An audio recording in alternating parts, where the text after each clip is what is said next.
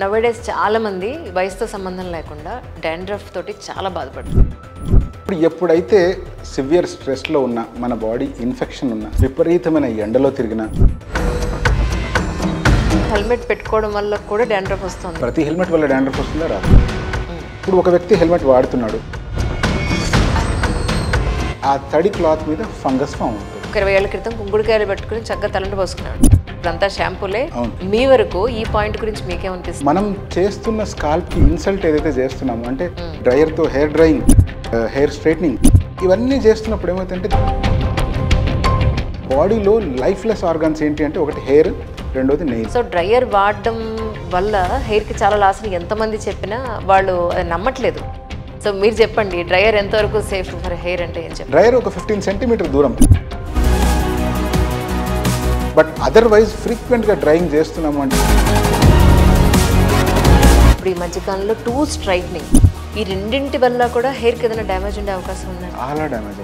Hair straightening చేసినప్పుడు what we are actually as it ఈస్గా long హెయిర్ని మీరు ఇంప్లాంట్ చేస్తాను. అది it's new for me sir. ఎలా యాక్చువల్లీ అరౌండ్ 2014-15 నుంచి దీని గురించి రీసెర్చ్ జరుగుతూ ఉంది. లాంగ్ హెయిర్ ట్రాన్స్ప్లాంట్ చేయడం అనేది ఫ్యూచర్. హెయిర్ ట్రాన్స్ప్లాంట్లో ఏం చేస్తారంటే అది కొద్ది రోజులకు ఊడిపోతుంది కదా, మరి ఇంత లాంగ్ హెయిర్ కూడా ఊడిపోతుందా? ఈ ఒక్క విషయంలో ఈ నిజం అందరికీ తెలియాలి. Long hair will behave same as normal hair transplant. ఇప్పుడు మీరు చెప్పిన హెయిర్ ట్రాన్స్ప్లాంటేషన్ ఏదైతే ఉందో, బీపీ షుగర్ ఉన్న వాళ్ళు చేయించుకోవచ్చా అండి? ఇప్పుడు బీపీ ఉన్నప్పుడు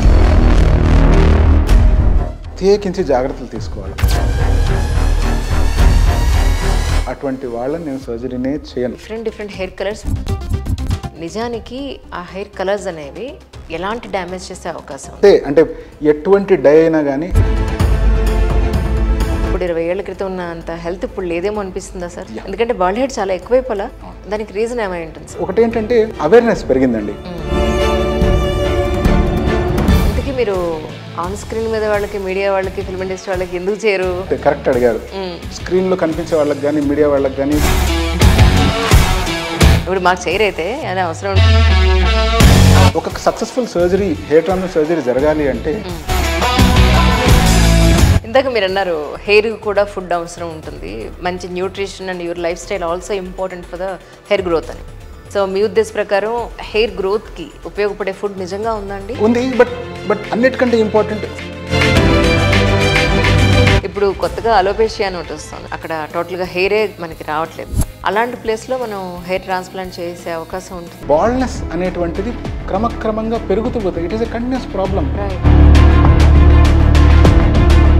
హెయిర్ ట్రాన్స్ప్లాంటేషన్ వల్ల ఇతని ప్రాణహాని జరిగింది, చనిపోయాడు అని చెప్పాను. సో అంటే ఎలాంటి పరిస్థితుల్లో అలా జరుగుతుంది? ఇది చాలా చాలా చాలా దారుణమైన థింగ్.